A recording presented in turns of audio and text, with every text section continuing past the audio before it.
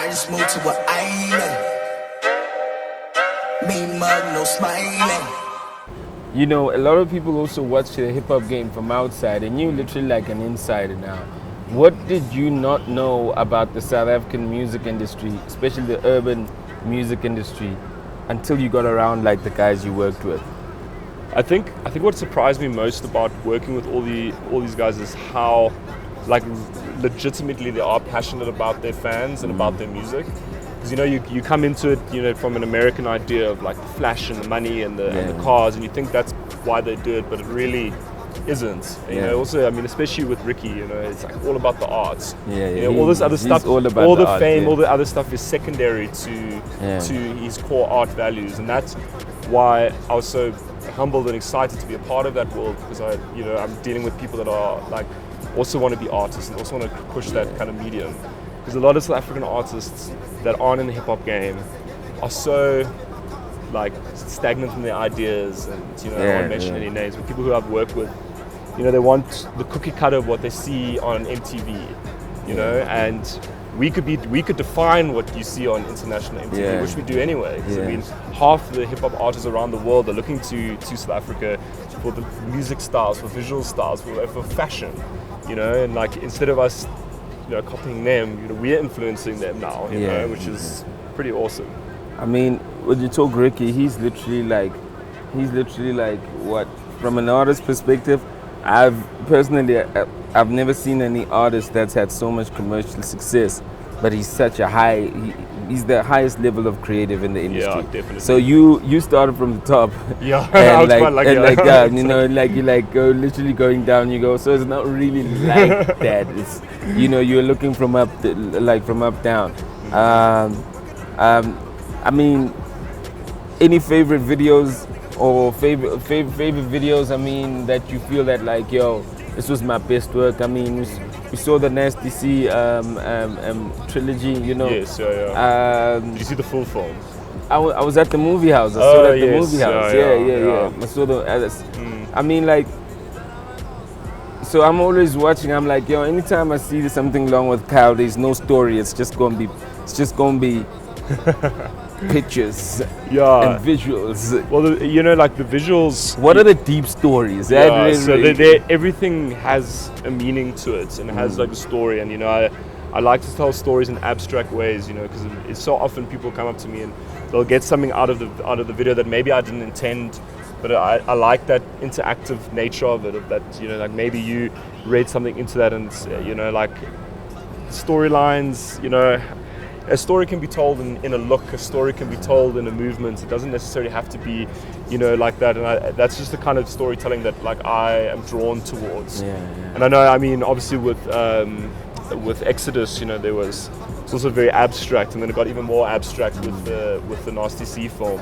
I enjoy that. Eventually I want to get to the point where I make feature films and make real narratives. But I can promise you it'll always have a bit of a weird angle to it, and like, I think that you're sometimes high, maybe not all times high. I feel that you had a corporate meeting today, and you're like, I need to be. But if I had caught you in Cape Town, I would have been you would have been in your element. You know what I mean? Yeah, there's no creative in the industry that isn't, to be honest. I think that's also something that I've like really learned. You first meet a new guy that you're doing music with, it's the first day on the job, and then they whip out a big one, like a long J, and you're just like, okay, cool. I get it. We're on the same page. Oh, man, man, it's just I mean, Exodus for me was just a story-wise, and what I wanted to say at the time, and what I was feeling at the time, and it was a very important film for me. I love the Nasty C film because we were just allowed more budgets than we were normally. So you have an idea and you try execute it, but you don't necessarily have enough money to make it like this. You do the best you can, like with whatever you have, but just a little bit of extra cash, you can make things look like grander. And the great thing about the Nasty C film is that it's gotten a lot of traction in the States at the moment. I saw it on Worldstar, but it's even launched on Worldstar. And I'm doing. I mean, there's already been some like international guys have inquired about me, which is very exciting. And like anytime.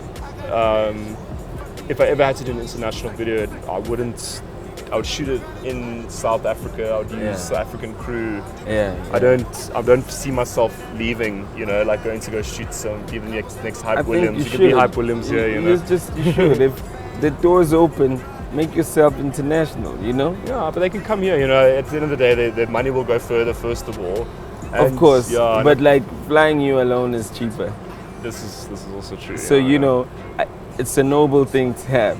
But, go do that international shit, build your equity so they can come here. Exactly. And that's how you build everything. It's Cooley sees it, okay, cool. And, Lockenville, and then like Cooley out of the blue responds. And then Ricky literally takes you and he literally broadcasts you, and then now you literally you see your Casper, you see now everybody's yo, that's Kyle, you know what I mean? That's Kyle. I don't even know there even stories about you, you know what I mean? That this is how this guy works. You are like a visual legend in the video space. Yeah, but you build it in layers. So if they're calling you internationally, go start because I've never seen what you're doing in rap music in international videos anyway. Yeah, exactly. I think it's just a matter of time, and I think that's also just what frustrates me sometimes, that, the international people are going to start looking at what we're doing here and then adopting it to their visual or something because I see it happen so often, and it's more to do with fashion right now, and it starts really, frustrating me. So I think if we can get more people and I know a lot of young guys are doing videos now, and they're really up and coming guys make some fucking phenomenal videos. Yo man, this is Rick on live. You can swear all you want. Okay, cool. Yeah. So I mean, the more these guys are coming out, I think that we're going to start creating a visual here that we don't want to look at the international guys anymore because we get such incredible stuff here. I mean, the music is just Nasty.